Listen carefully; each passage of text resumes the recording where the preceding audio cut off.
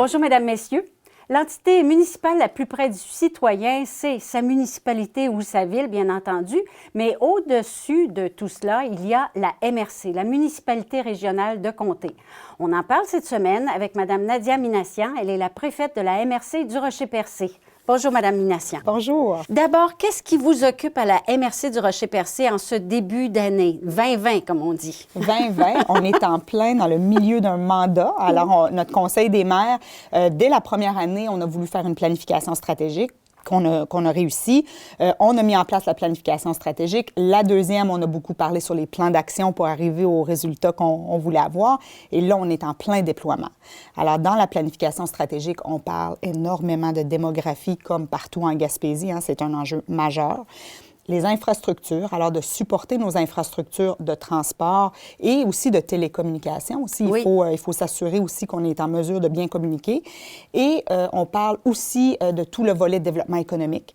Alors, le développement économique, les secteurs d'activité qui sont structurants pour la MRC du Rocher-Percé, on parle surtout ici du tourisme, on parle des pêches, on parle des technologies propres qui entourent Cima-Mécanis aussi, et les services de proximité. Alors, pour nous, on juge aussi que les secteurs de proximité doivent être protégés comme une industrie en soi. Alors, on travaille là-dessus. On mise particulièrement sur le tourisme hivernal parce que c'est un enjeu et c'est de venir étirer la saison touristique pour être capable de profiter là, des retombées de ça. Par exemple, Red Bull Cross Exactement, Ice. qui tombe en plein dans les orientations qu'on voulait. Tout ce qui est motoneige, alors les sentiers de motoneige et tout. Aussi, toutes les activités, les festivités qui pourraient avoir lieu l'hiver, on l'analyse de façon différente. Alors, on ne pénalise pas ce qui se passe l'été, mais on bonifie ce qui se passe l'hiver. En tant que citoyen, on a l'impression que c'est notre municipalité qui a un impact sur notre vie de citoyen. À la MRC, il y a beaucoup de décisions que vous prenez à la MRC qui déboulent après ça vers le citoyen. Là, hein? Absolument. On est moins proche, on est moins porté à aller à vos réunions en tant que citoyen. Exactement. La municipalité, c'est sûr, c'est la ligne de front. Hein? C'est le premier répondant du citoyen, c'est sa municipalité. Dans tout l'appareil gouvernemental, la municipalité est toujours plus proche du citoyen. La MRC, c'est une construction du monde municipal. Alors, la MRC n'est rien de plus que la somme de ces municipalités. Alors, c'est aussi une tribune pour le citoyen, mais c'est surtout une place où les municipalités vont se mettre ensemble et ça leur donne une place où ils peuvent discuter entre eux autres, se concerter entre eux autres et trouver des dossiers qu'on peut porter à un niveau plus supralocal. Alors, vous avez un pouvoir politique qui est décuplé aussi, la force de tous les maires qui composent votre MRC. Ça nous donne une voix un peu plus forte. La MRC a quand même des compétences qui lui appartiennent.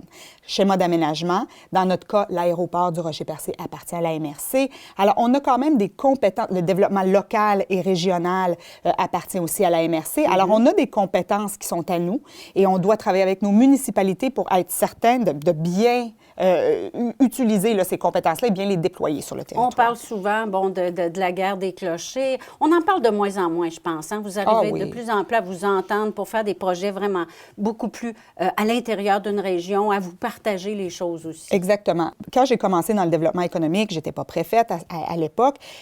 J'ai connu, moi, les guerres de clochers, le vrai temps des guerres de clochers où on était, tout le monde voulait un parc industriel, tout le monde voulait un commissaire industriel. Je me suis déjà ramassée dans une rencontre à l'extérieur et je suis arrivée face à face avec un autre commissaire industriel d'une autre municipalité en Gaspésie. Alors ça, c'est des situations qu'on ne veut plus reproduire aujourd'hui. Ce que je constate, par exemple, depuis les dernières années, c'est que non seulement les municipalités collaborent mieux ensemble, en ce qui a trait à Rocher-Percé, là, je ne veux pas me prononcer sur les autres, mais chez nous, les municipalités collaborent extrêmement bien ensemble, mais aussi au niveau régional, les MRC collaborent énormément ensemble. On a une très belle complicité, les préfets, autour de la table des préfets. Exact. Oui. Et on a compris que si on a des points qu'on n'est pas en accord, mais on va être en accord d'être en désaccord. On va les débattre entre nous, entre quatre murs, et on ne mettra pas ça sur la place publique où on essaye, ou tout au moins de ne pas le faire. Mais les points qu'on est en accord, on est capable de serrer les coudes et d'aller face au gouvernement d'une voix unie, de façon solidaire. Et je pense que ça porte fruit et je pense qu'on a réalisé à quel point que ça peut porter fruit. Mais c'est bien de ne pas toujours être en accord aussi. Il faut avoir des moments où on n'est pas en accord. Ça fait avancer le débat. Là. Oui, c'est ça. Alors, c'est important. Vous parliez de l'aéroport. L'agrandissement s'en vient. Oui. C'est la preuve d'un dossier où on a été en mesure de collaborer ensemble et d'avoir un meilleur résultat que ce qu'on avait dans le passé. Vous vous souvenez, donné, même moi-même, j'ai été extrêmement vocale dans le dossier de l'aéroport du Rocher-Percé. On parlait d'aéroport régional, où allait être situé l'aéroport régional. On n'est plus là dans le débat. Là, on a compris, on est une région éloignée, on a besoin d'une desserte aérienne. Les 4 aéroports de la région, alors je parle de Sainte-Anne-des-Monts, Gaspé, Rocher-Percé, Bonaventure, on est capable d'être complémentaires dans notre offre de service. On voit qu'il y a des réparations qui se font sur presque tous les aéroports. Alors, on est vraiment content du résultat, d'avoir collaboré ensemble et d'avoir un résultat. Une fois que les aéroports vont être remis à niveau, il va falloir recommencer à collaborer ensemble pour être sûr d'améliorer la desserte aérienne pour la région, parce que je crois énormément à ce dossier-là. Il faut que les gens soient en mesure de se déplacer de façon rapide vers les grands centres. Et Nadia, un de vos importants chevaux de bataille, le fameux schéma d'aménagement et de développement, là, qui est décidé par le gouvernement provincial. Je l'ai mentionné plus tôt, là, je ne veux pas utiliser un anglicisme, mais je trouve que ça l'illustre bien, c'est le Big Bang un peu du développement.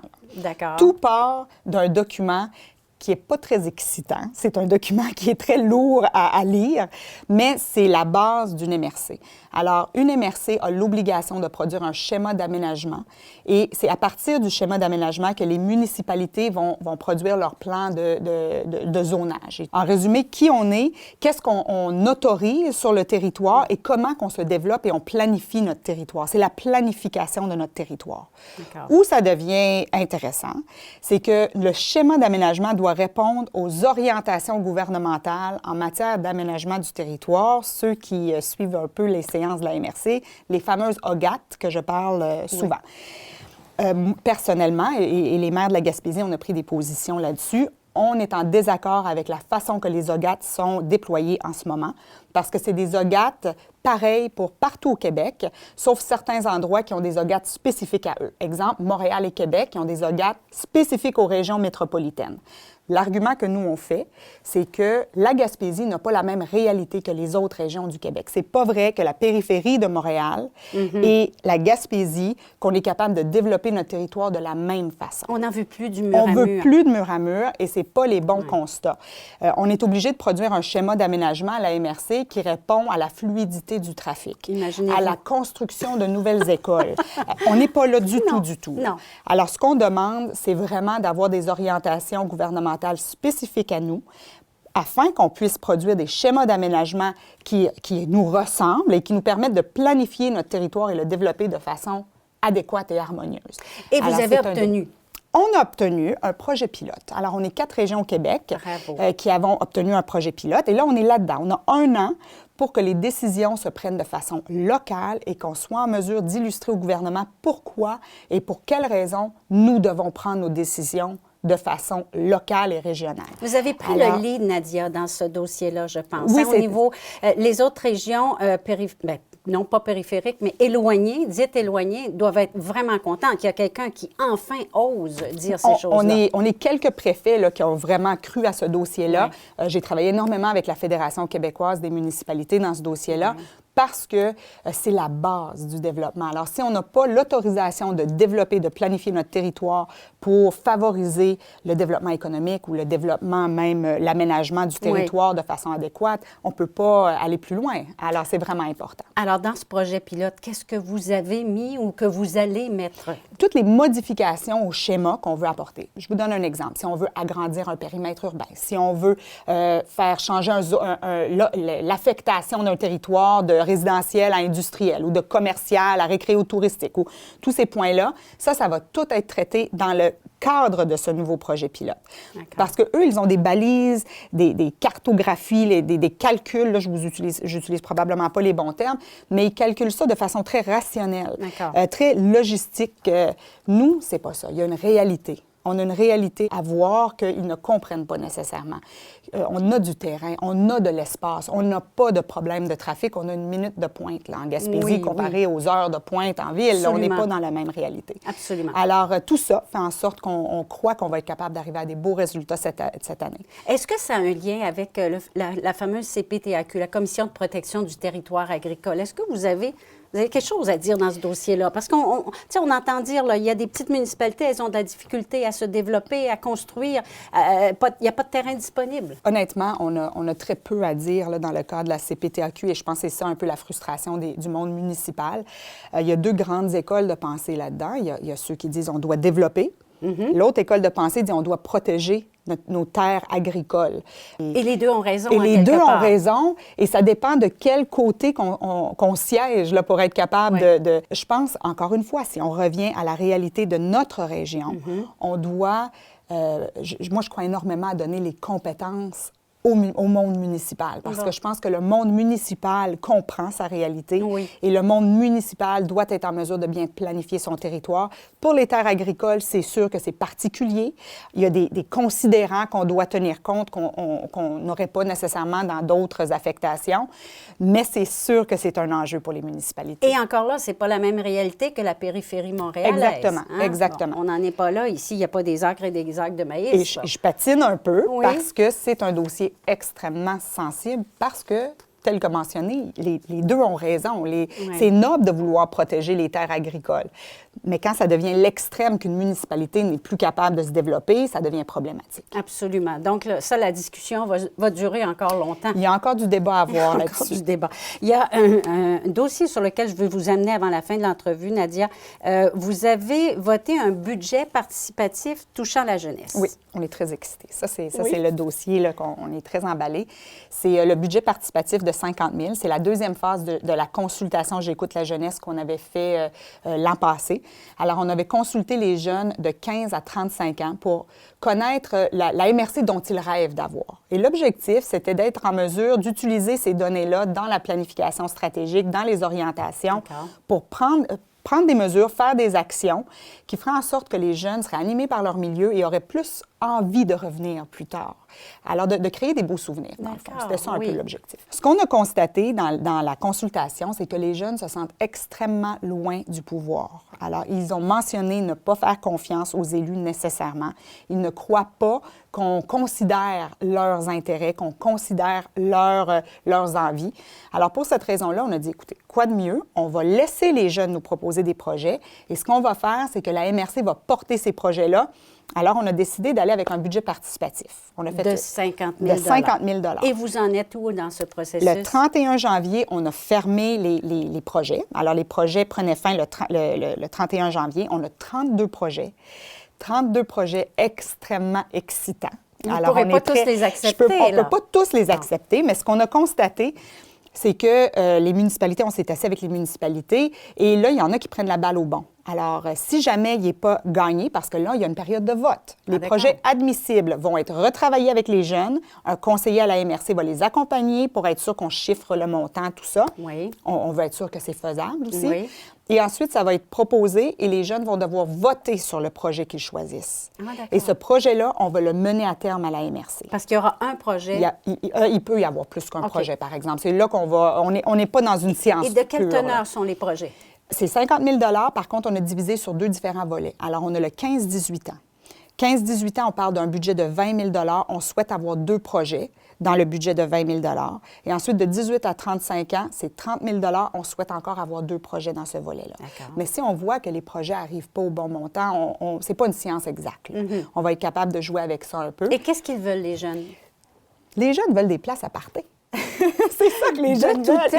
Ils veulent des endroits où ils sont en mesure de laisser aller leur fou un peu sans que les adultes, on dise qu'ils flânent ou on dise qu'ils sont juste en train de tout... on veut jamais que les jeunes soient dans des groupes ensemble, dans des lieux publics. Il y a des maisons des jeunes, mais c'est pas ça, ça va au-delà. Là, on est dans quelque chose de complémentaire à la maison des jeunes. Et en fait, c'est un des points qui est ressorti. On s'attend que ça pourrait être un des points qui est retenu aussi. Et notre objectif serait de travailler avec les maisons de jeunes pour être sûr qu'on développe quelque chose en collaboration avec eux. Oui. On s'est déjà assis, là je vous scoop ça un peu parce que c'est peut-être pas ça qui va être retenu, mais on sait qu'on doit adresser cet enjeu-là parce que c'est ressorti un peu partout.